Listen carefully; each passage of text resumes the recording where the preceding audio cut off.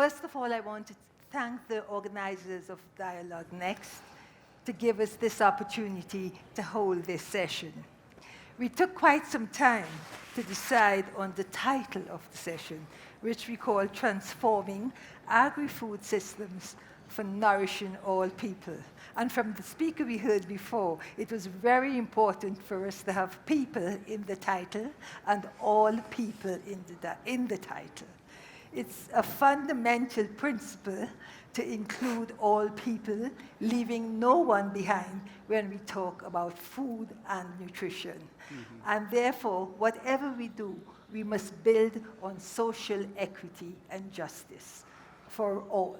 So this is an extremely important part in looking at food and agriculture and also nourishing people. We heard yesterday about the focus of inclusion and having all engaged whenever we work with food and agriculture. And this is also so when we talk about climate change. We have heard a lot yesterday about climate change, but having people within the agenda is extremely important because the people are the stewards of our planet. And if we do not, with the foods we produce, that reach to the people in order to make sure that they are well nourished and healthy, then we are not going to be able to get them to be the stewards of the planet and to come up with the solutions we need for climate change as we move forward. So it's important that we chose this title of Nourishing All People and using the fundamental right of leaving no one behind. Together with me on the stage today, I have 4 panelists. You've all met Dr. Ismahane Elouafi, who is the Executive Managing Director of the CGIAR. But I do not think you have been introduced properly yesterday, Ismahane. So let me give a little bit about your background. As I said, Ismahane is the Executive Managing Director of CGIAR, and she previously held the position of Chief Scientist at FAO. And in that connection, I worked very closely with you in the strategy that you set up, the new strategy for FAO that's built on innovations, technologies, and science. Prior to that, Dr. Ismahane was the Director General at the International Center for Biosaline Agriculture, which is based in the United Arab Emirates. She has held several key scientific and leadership positions, including Senior Advisor to the Assistant Deputy Minister, Agriculture and Agri-Food, Canada Research Branch in Ottawa, Canada, and the National Manager of Plant Research Section and Director of Research Management and Partnerships Division at the Canadian Food Inspection Agency. So we rely a lot on your expertise and your experience as we go through this panel. Our next guest is Dr. Marco Wopereis. Dr. Marco is the Director General of the World Vegetable Center, which is based in Taiwan. He's an agronomist, and he previously served as Deputy Director General for Africa Rice in Benin, and also with Africa Rice, working in Togo, Senegal, Cote d'Ivoire, and the International Rice Research Institute in the Philippines. And that brings me to our third panelist, Dr. Yvonne Pinto. And first, may I say congratulations on being the new Director General of the International Rice Research Institute and the first female DG of IRRI. Yes. Well done. Wonderful. Dr. Pinto has a long career which focuses on technology generation, innovation ecosystems, and international development. She has worked collaboratively with many governments, UN agencies, international NGOs, the private sector, donors, and private foundations. And I look forward to working with her on agri-food systems in the CGIAR. And our fourth panelist is Dr. Baboucarr Manneh, who is the Director General of Africa Rice, with 3 decades of experience in agricultural research and development, and including the program management and leadership. Through the Africa-wide Rice Breeding Task Force, he led the release of over 80 climate-resilient rice varieties in over 30 African countries, helping vulnerable farmers cope with climate change. I do not think I introduced myself, and there's no one here to introduce me, so let me do so. My name is Shakuntala Thilsted, and I'm the 2021 World Food Prize Laureate, and I'm also a staff of the CGIAR. I'm the Director of Food, Nutrition, and Nutrition, Health, and Food Security in the CGIAR. And the CGIAR focuses on 5 impact areas, of which 1 is on nutrition, health, and food security. So with that, let's start the panel discussion. And I'll begin with you, Dr. Elouafi. And building on what you just said,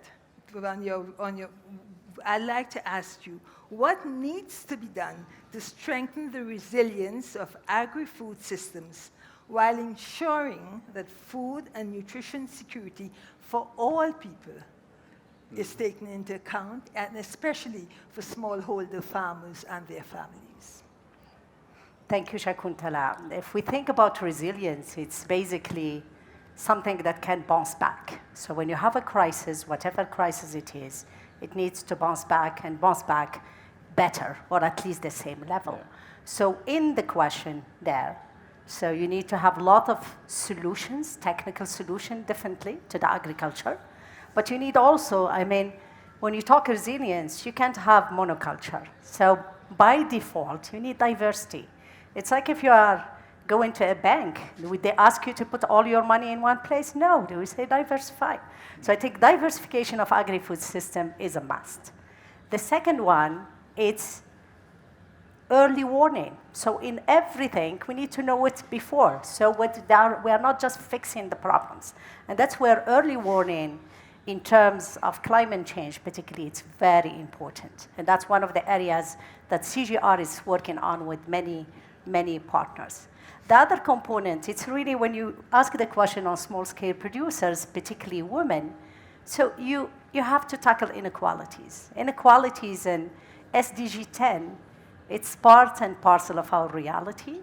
It makes us all having different levels of resilience. And unfortunately, what is happening, be it that you have a disturbance due to a climate change or to a man-made war, you find that the poorest of the poor, certain communities in certain regions are much more affected than others. So for me, addressing inequalities heads on, and to address it, you got a lot of solutions there. Some of them are political, some of them are societal, some of them are technical, but you need also to be really, you know what you are facing in the next few years. And for climate change particularly, I mean, the scenarios are just worrying. The lowest scenario is still worrying. You go to 2 degrees, 4 degrees, 6 degrees, and you have just like a hell. And basically, and I got just recently a paper from Joachim van Braun that did an assessment of the cost to really address climate change. And right now, the number that he published just last week is $25 billion. And 4 years ago, he did the exact same modeling study. It was $12 billion. So in 4 years, we are moving from a cost of 12 billion to 25. Every year, gonna make it more expensive. Every degree gonna make food and nutrition much more harder than ever. Thank you so much. And in many of the solutions that's now are very much people-centered. So thank you. Let's move to Dr. Mako, and I'll ask you, from your work at the World Vegetable Center, can you give us one specific example of the inclusion in addressing specific nutritional requirements, and especially now in line with that we are seeing the shift at the global level to more plant-based diets. Well, thank you very much, Shakuntala. Good morning, everyone. First of all, big thank you to the organizers, World Food Prize Foundation, CIMMYT. First time also that I'm at CIMMYT, Mexico. Thank you, Bram, for your hospitality. Yeah. Question, how do we address specific nutritional requirements? Now, if you work on vegetables, you look at that in a bit of different angle than you would, I think, if you would work on a staple crop. So, distinguished participants, dietary guidelines are clear. Your plates should all be half filled with fruit and vegetables. Think about that. Are you doing that? Think about it today, right? And the more diverse these fruits and vegetables are, the better it will be for your health. If you want the more color on your plate, the more healthy it will be for you. So that is what we're doing in World Veg. We just don't focus on one vegetable. We focus on a range of vegetables, bring diversity in the field and on the plate. Bring color in the field and on the plate. That is what we are doing. If we do that, I think we have a good chance that we will cover nutritional requirements to a large extent. Okay? The bad news is that vegetable consumption is very low.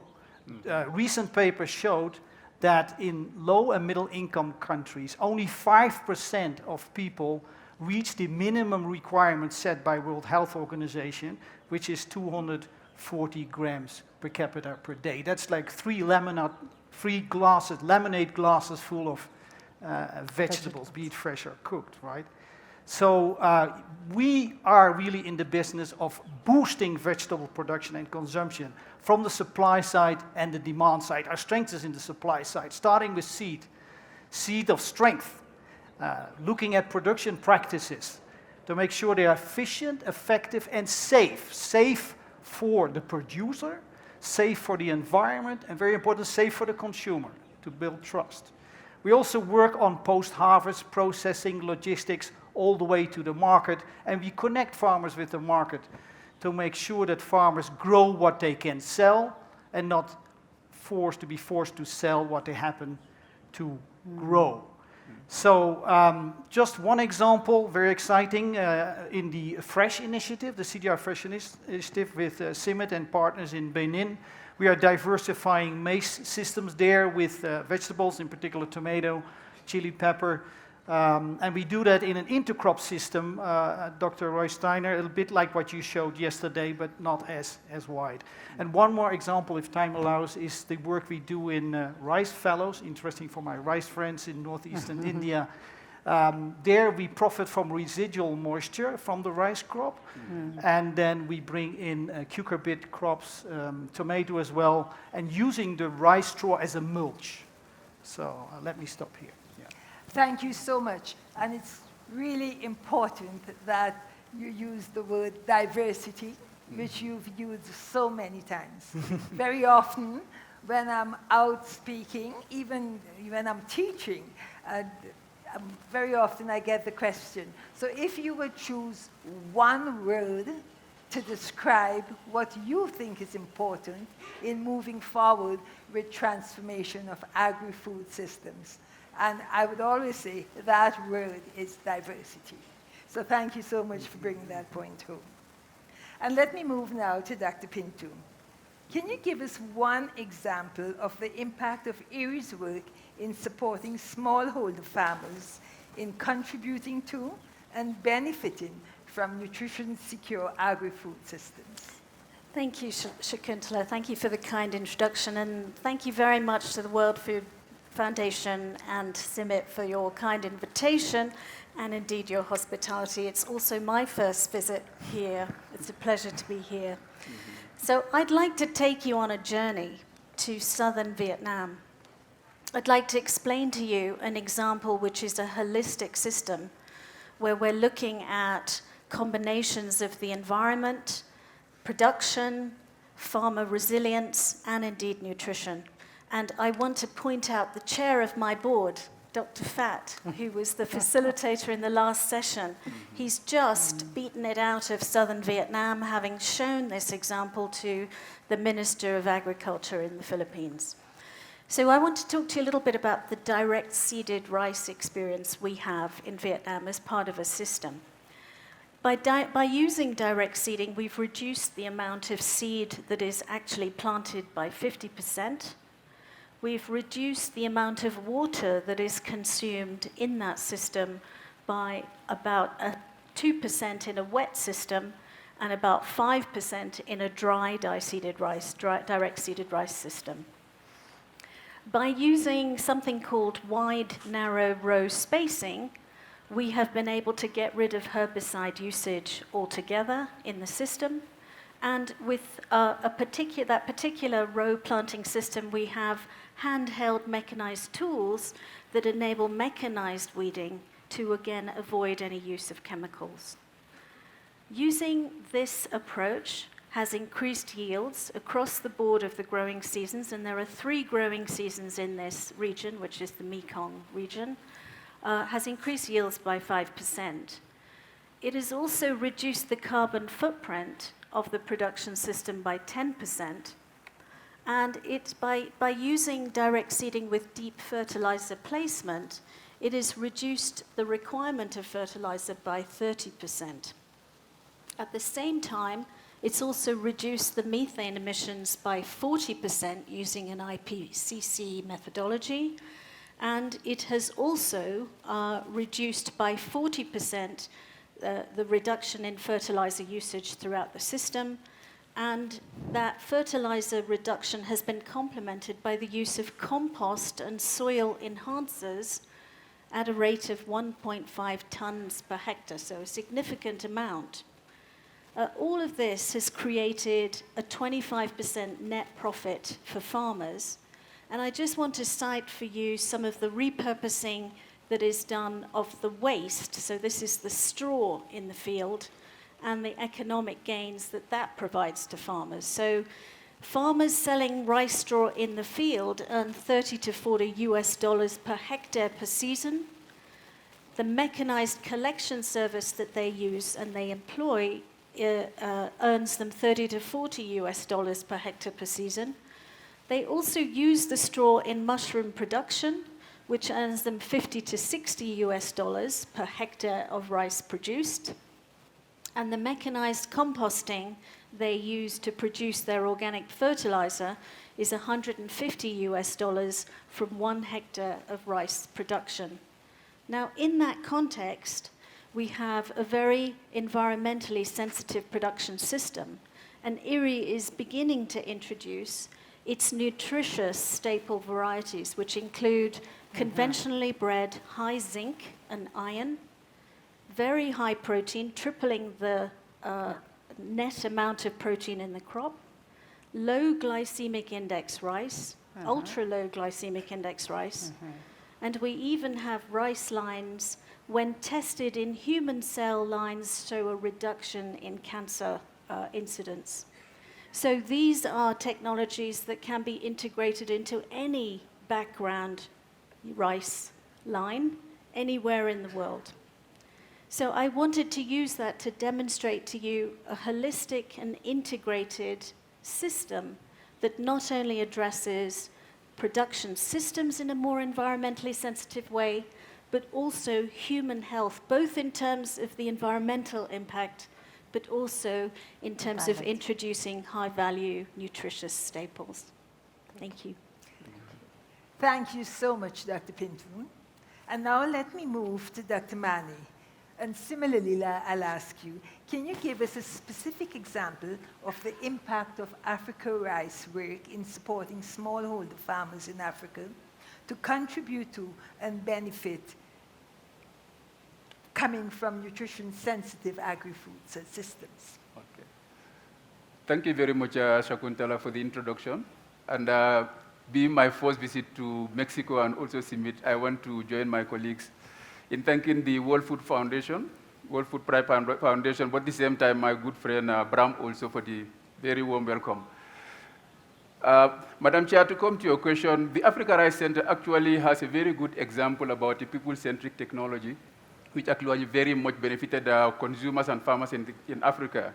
It was in the 1990s that we had 2 brilliant Africa Rice scientists, one from Sierra Leone, Monty Jones, who actually was the 2004 World Food Prize winner. And unfortunately, he passed away in April earlier this year. And the second one, Moussa Sie from Burkina Faso, who also actually in 2006 won the Fukui Koshikari Japanese prize for rice production. Similarly, also, both of them in the early 1990s used the traditional variety of rice in Africa, African rice, which is called glaberrima, and they crossed it with the Asian species of rice, the sativa. And that really shows the importance of really our traditional varieties to improve our future needs, to address our future needs. So when they made the cross between the Asian and African rice varieties, they created what was called the Nericas, new rice for Africa. And the creation of the Nericas and their dissemination in Africa actually transformed the rice production system in Africa. And after adoption of the varieties, presently we have Nericas covering almost 2 million hectares in Africa, and annually they are contributing more than 2 million tons of meal rice in Africa. And if you consider the fact that actually Africa is importing 15 million tons of rice every year, so if you have a technology which is already contributing more than 2 million tons a year, that really shows the power of the CG and how we can be able to address our food security. And the adoption of the Nericas also, in addition, have been able to double the revenues of the farmers who adopted Nerica varieties from $25 per capita to more than $58 per capita. So definitely such a technology, it really shows that good technology really can be able to improve both food and nutrition security, but at the same time also livelihood improvement. So it is along the same line that we are trying to also continue to use the traditional varieties to address these new needs for nutrition and also health. In Madagascar, we are able to release red rice varieties which are very much appreciated and very rich in anthocyanins and are very good for circulatory problems. Similarly, in Uganda also, we are able to raise with the national partners there, black rice varieties also highly appreciated in the urban communities. And then, of course, like my colleague rightly mentioned, rice consumption usually is notoriously linked to diabetics. So that's the reason why the CG rice centers are actually working very closely now to improve the production or the development of varieties that have low glycemic index. And in Africa also, fortunately, we have a variety called Orilux 6, which also has very low glycemic index, and also in addition, it is aromatic, highly consumed and preferred by the consumers. Thank you. Thank you so much, Dr. Manneh. And as you can hear, I have 3 director generals. I have the executive managing director of the CGIAR. So this is quite a powerful powerful group I have here on stage. So permit me to go further and ask the 3 director generals of the research organizations on food and agriculture. And I'll start with you, Dr. Manneh. Can you use 1 minute, a little bit more, to give us one people-centered, nutrition-sensitive approach that we can implement and scale in agri-food systems transformation for building food and nutrition security among smallholder farmers? Thank you very much again, Shakuntala.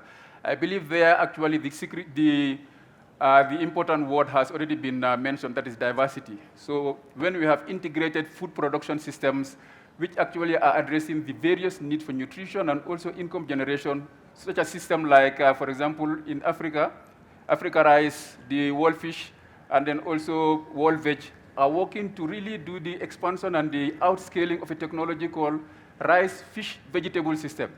And recently we, pioneered technology in Liberia, and afterwards it's just being adopted like a wildfire there. Because the adoption of technology actually improves the rice yields from 1 ton per hectare to 4.5 tons per hectare. At the same time, also fish consumption in the communities, and consequently, protein consumption also has increased by up to 52%. And what's so interesting in such a system is that it also has a health component also, because in that system, the fish fingerlings are also consuming the mosquito larvae in the system. And there we are already working with a medical university in Ivory Coast to try to identify what will be the potential health benefits to the community to try to lower malaria incidence in those rice communities. Back to you. Thank you. Thank you.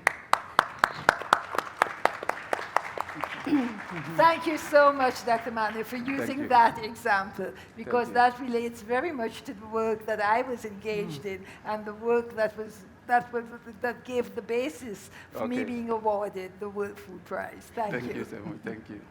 And Dr. Pinto, may I ask you the same question? So Shakuntala and I have worked a long time together, and she knows that I'm a bit of a rebel. So I'm going to push the window of 1 minute into perhaps 2. And I'm not going to use an example. I want to leave you with 3 words, and I really would like you to remember these 3 words: innovation, invigoration, and inspiration. And let me explain myself. When we talk about nutrition, we absolutely need innovation in our cereal systems, in our food systems, at policy level, on the plate. And we also need innovation in terms of the production of materials, technologies, products that are meeting people's needs culturally, regionally, and indeed in relation to what my colleague Baboucarr mentioned, which is things like non-communicable diseases. We also need innovation in the agricultural system. We need to drive sustainable production. We need to measure this sustainability. We need to demonstrate the credibility of it. And we need to use it to engage others. So engagement is about invigorating others, from governments to private sector, to those involved in scaling. In our case, we work very closely with the development finance institutions that are providing loans to countries to build their self-sufficiency, like Bangladesh has, and other countries. So we are really keen to ensure invigoration. But we must be intentional. We must ensure that our sustainable production system that is being driven by innovation accrues benefits to farmers.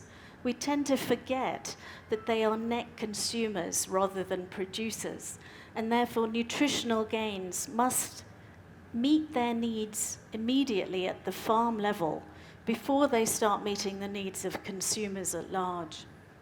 And when I talk about inspiration, I think we need to use inspired examples and evidence to persuade climate finance to support smallholder agricultural production that is climate smart. And we need to use inspiration, evidence, and creativity to persuade people to change the way they eat and to adopt more nutritious diets. So those 3 words: innovation, invigoration, inspiration. And I'm actually going to take 30 seconds to say I'm delighted that IRRI and CIMMYT will be working together to advance the Mass Agro program, where we will provide select germplasm from the world's largest rice gene bank, which is in IRRI, to produce, through direct seeding, a more sustainable rice production system for Mexico. Asante sana. Thank you. Thank you so much, Dr. Pinto, for your comprehensive telling of the triage and where we are moving, and also to talk about the relationship between the different research centers. Thank you so much. And Dr. Wopereis, to you. Okay, well, I think like Baboucarr, I put my money on diversification. That's pretty clear, as long as there is a market. So I think it's so important to always look at the supply side and the demand side of the story, so that we are clear about that. And I would just like to mention one headwind that Dr. Carey Fowler didn't mention. You mentioned like 7 or 8 headwinds. One is like that we all seem to start to eat very cheap, highly processed junk food. And this takes space on your plate. That we should remove that stuff and put fruits and vegetables there, right? So this is an issue. We love to work more on the diversification space, in particular with the CGIAR. And I'm also delighted that Bram is giving us the possibility to work in Mexico for the first time. So we'll be joining the Mass Agro initiative. We'll be able to set up a vegetable network. We will be testing our best breeding lines for tomato, chili pepper, pumpkin and habanero pepper here this year already, and we're also going to work on capacity strengthening of producers in terms of safe vegetable production. Thank you. Thank you so much, Dr. Wopereis. And now to you. Dr. Same Ismahane. question? No, and it's a different question. So we are here with all these partners, and we've heard about the value of partnership. And you have decided to take on this exciting role as the head and lead of the CGIAR. So I'll ask you, can you enlighten us on the importance of partnerships, especially for international research organizations, as we have here today, in transforming agri-food systems for a food and nutrition-secure future for all people, leaving no one behind? Thank you very much, Shakuntala. And the question with 6 zeros there, our time is over, guys. It's quite a big question. But let me tell you, from sincerely what I'm thinking, it's going back to what I said. We need to work better together and coordinate better. And I think CGIAR, given that we are the largest publicly funded international agriculture research, we have a huge responsibility. We have a huge responsibility to bring the stakeholder together, to connect academia with research institution, with national system, with the private sector, with the consumers. The knowledge has to have a flow. And I think we are not doing it enough. And I think really we need to make sure that partnership is open, partnership is equal. We have all equal voices, and we have a responsibility, like FAO and the UN. They have a huge responsibility on many of those components to bring the 194 or 96 countries together. I think in the science sphere, we need to do it. I think we're not doing enough on scaling because we all have so many innovation on our shelves that we saw it works well in Bangladesh, but it's not going to Guatemala, or it works very well in Nigeria, but it's not going to Cambodia. So we have a lot of good solutions, but we don't have the scale, and the scale, it's because there is a huge gap between the knowledge producers and the development agencies and the private sector. So I think really, and that's really one of the things that we are doing right now in our research portfolio 25 to 30, we're putting a big program, we call it Scaling for Innovation, and we're saying maybe we should walk closer to those that bring the solution to millions of people, because we can't leave that gap. Otherwise, we are not succeeding. None of us is succeeding. So we need to work together, and CGIAR, I promise people here in this room, we're working very well together. You could see the DGs. Marco is a CGIAR as well. So we have a great team. And really, we're going to take on us that responsibility of connecting the dots and bringing knowledge from the academia, from the really fundamental science, to have it on the farmer's field with all your help. So we need partners, and we need really very good and strong partnership across the globe, in Latin America, in Africa, and the rest of the world. Thank you.